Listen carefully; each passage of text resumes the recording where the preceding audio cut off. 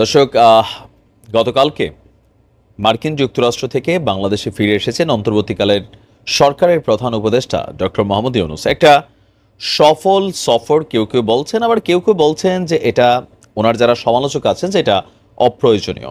তবে আন্তর্জাতিক বিশ্লেষকরা এটাকে দেখছেন পজিটিভলি, যে দায়িত্ব গ্রহণের 2 মাসের মাথায় এই সফরে বর্তমানে বাংলাদেশ সরকার বা বাংলাদেশের রাষ্ট্রটা আমরা খুবই অর্থনৈতিক সংকটে ভুগছি। আর এই যে বড় ধাক্কাটা, সেটার জন্য দরকার ছিল বিপুল পরিমাণ বৈদেশিক সাহায্য সহযোগিতা। হাওলাত বরাতি মাগনা তো আর কেউ দেয় না, তারপরেও সাহায্য করার মতন আমাদের মিত্র শক্তি বেসিক্যালি ওইরকম ছিল না। আইএমএফ থেকে বলেন, বিশ্বব্যাংক বলেন, আইডিবি বলেন, যাই বলেন, বা রাষ্ট্র হিসাবে একটা রাষ্ট্র আরেকটা রাষ্ট্রকে সহযোগিতা করা, সেই জায়গাগুলোতে তার এই সফর ব্যাপক গুরুত্ব রেখেছে। একটা হিউজ পরিমাণ বৈদেশিক মুদ্রা তিনি সেখান থেকে ম্যানেজ করতে পেরেছেন। আর বাংলাদেশে আসার পর তিনি গতকালকে সাংবাদিকদের সামনে সম্ভবত ক্ষুদ্র একটু বক্তব্য দিয়েছেন, বা তিনার যিনি দায়িত্বশীল ব্যক্তি আছেন, প্রেস উপদেষ্টা, তো সেখান থেকে দেশে আসার পরে প্রশ্ন ছিল সাংবাদিকদের, স্বাভাবিক, যেহেতু ওইখানে তিনি একটা বলছিলেন যে নির্বাচনে তিনি আসবেন কিনা। তো তিনি কিন্তু বলছেন তিনি নির্বাচন করবেন না। আবার তিনি যখন সেইখানে অবস্থান করছিলেন, এদিক দিয়ে আমাদের সম্ভবত ওই সময়টাতেই সেনাপ্রধান তিনি বলছিলেন যে 18 মাসের পরেই আসলে নির্বাচন হতে যাচ্ছে। নানান মিশ্র প্রতিক্রিয়া ছিল। তো ডক্টর মোহাম্মদ ইউনূসকে এই কথাটা জিজ্ঞেস করা হয়েছিল যে নির্বাচন নিয়ে এই মুহূর্তে সরকারের চিন্তা ভাবনা কি। তো তিনি গতকালকে আসার পর সোজা সাপটা অ্যান্সার দিয়েছেন তার পক্ষ থেকে, যে দ্রুত সংস্কার কাজকে এগিয়ে নিয়ে জাতীয় নির্বাচন আয়োজন করা হবে। আর এ ব্যাপারে অন্তর্বর্তী সরকার প্রতিশ্রুতিবদ্ধ। আর এই সংস্কার কাজ খুব দ্রুতই শেষ করবেন এবং প্রস্তুতি সম্পন্ন হলেই নির্বাচন আয়োজন করবে সরকার। তো এটা আসলে ব্যর্থতার কোনো সুযোগ আছে কিনা, তিনি সোজা সাপটা বলছেন তাদের ব্যর্থ হওয়ার কোনো রকম সুযোগ নেই। আর আজকে ভোরেই তিনি দেশে ফিরেছেন। আর দেশে ফেরার পর নানান প্রশ্ন ছিল সাংবাদিকদের সাথে, যদিও এই মুহূর্তে তিনি আনুষ্ঠানিকভাবে কোনো প্রেস রিলিজ করেন নাই বা বৈঠকে বসেন নাই সাংবাদিকদের সাথে। আজকে তিনি হয়তো বৈঠকটা করবেন। তবে আন্তর্জাতিক সম্পর্ক বিশ্লেষক যারা, আমি আবারও বলি, আমাদের বাংলাদেশে যারা বিশ্লেষক আছেন, তারা কেউ কেউ বলছেন যে এই মুহূর্তে ওনার উচিত ছিল পার্বত্য অঞ্চলে যাওয়া, সেনাবাহিনীর সাথে বসা, অথবা গোয়েন্দা বাহিনীগুলোর সাথে বসা, অথবা বাংলাদেশের শিল্পাঞ্চলগুলোতে, বিশেষ করে গাজীপুর, নারায়ণগঞ্জ আর বিভিন্ন জায়গায় ব্যাপক ঝামেলা চলছে, সেখানে যারা শ্রমিক নেতা আছেন তাদের সাথে বসা, যে কি ঝামেলা চলতেছে, এর পাশাপাশি আইনশৃঙ্খলা পরিস্থিতির যেই অবনতি আছে সেটাকে শক্ত হাতে হ্যান্ডেল করা। কিন্তু তিনি 57 জনের বহন নিয়ে জাতিসংঘে গেছেন, সেইখানে নানান ধরনের অ্যাক্টিভিটিস চালাইছেন। এগুলোতে আসলে দেশের জন্য নাকি ওইরকম কোনো অর্জন নেই। এগুলো আমাদের দেশের বিশ্লেষকরা বা অনেকে বলছেন। এদের মধ্যে অনেকে আবার ডক্টর মোহাম্মদ ইউনূসের এই সরকারকে স্বাগত জানিয়েছিলেন, বাট যত দিন যাচ্ছে তারাও তাদের রাজনৈতিক অবস্থান থেকে, দলীয় অবস্থান থেকে দলের পক্ষেই তাদের কথাবার্তাগুলো যাচ্ছে।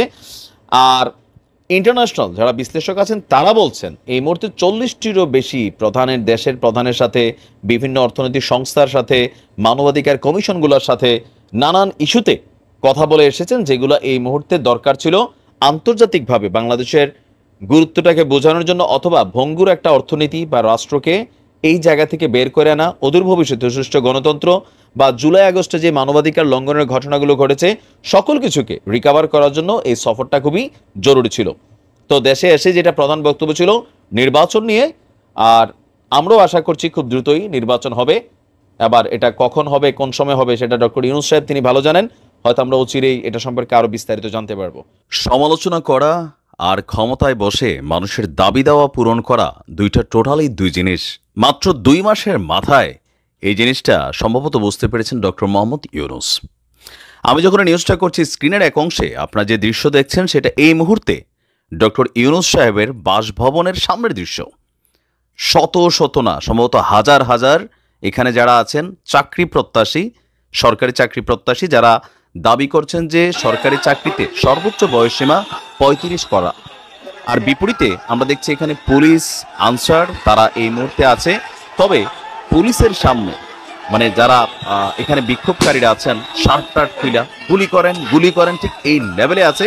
তবে আমরা আগের সেই পুলিশকে দেখছি না, আনসারদেরকেও আগের মতো দেখছি না যে খুব শক্তভাবে এই আন্দোলনটাকে বা বিক্ষোভটাকে দমন করার সক্ষমতা রাখেন। পুলিশ এক কাইক আগাইলে 3 কাইক মানে পেছনে চলে যাচ্ছে। বিক্ষোভকারীরা পারে না পুলিশকে পিটানোর একটা অবস্থান তৈরি হয়ে গেছে। এই হচ্ছে বর্তমানে ডক্টর ইউনূস সাহেবের সরকারের, আপনারা যদি দেখেন বর্তমান অবস্থা। এখন কেউ যদি বলেন তাদেরকে কেন পিটে না, পুলিশ কেন গুলি করে না, ঠিক একই দৃশ্য আওয়ামী লীগ সরকার আমলে কিন্তু ঘটছে। তখন আওয়ামী লীগ সরকার এগুলাতে পুলিশ ব্যবহার করছে, তখন কিন্তু পুলিশ সমালোচনার মুখে পড়েছে। তো এখন আসলে এই বিষয়গুলো কে সামলাবে? এটা কি সমন্বয়করা সামলাবে নাকি আসলে কে সামলাবে? দর্শক, আমরা যদি দেখছি সরকারি চাকরিতে আবেদনের বয়সসীমা 35 করার দাবিতে আন্দোলনকারীরা এই মুহূর্তে উপদেষ্টার বাসভবন ঘেরাও করে রেখেছে।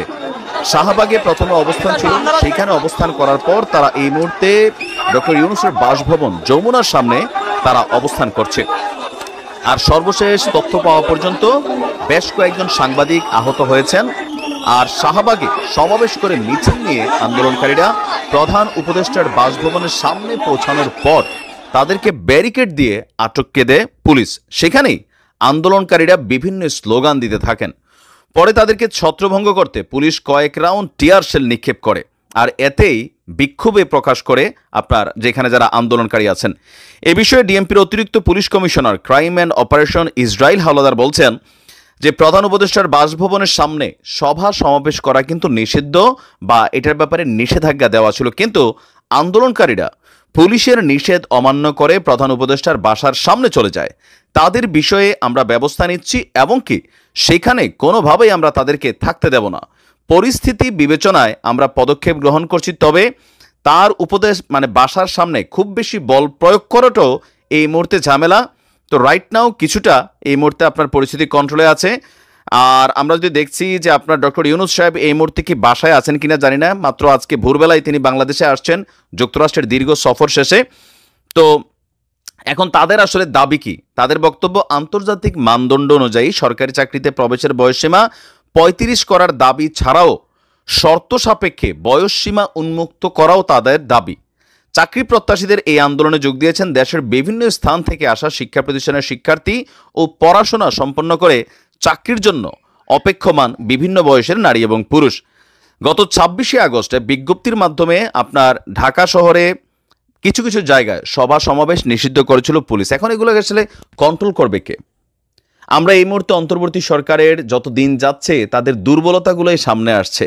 ওই ওয়ান টাইম পলিথিন নিষিদ্ধ, প্লাস্টিক নিষিদ্ধ, রাস্তায় যেই কুকুরগুলা ঘোরাফেরা করে তাদের অভিভাবক নাই সেগুলারে লাইনে আনা, এগুলা মনে হয় এক ধরনের সংস্কার কর্মকাণ্ডে পরিণত হয়েছে।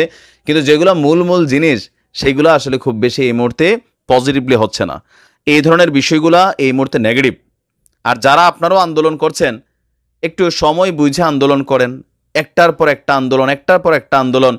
এখন পুলিশ অতিরিক্ত বল প্রয়োগ করলে পুলিশের বদনাম, পুলিশ যখন একটু ঠান্ডা হয়ে গেছে তখনও পুলিশের বদনাম, যে পুলিশ কি করে। আমিও জানি না যে এগুলোর সমাধান কি হবে আসলে।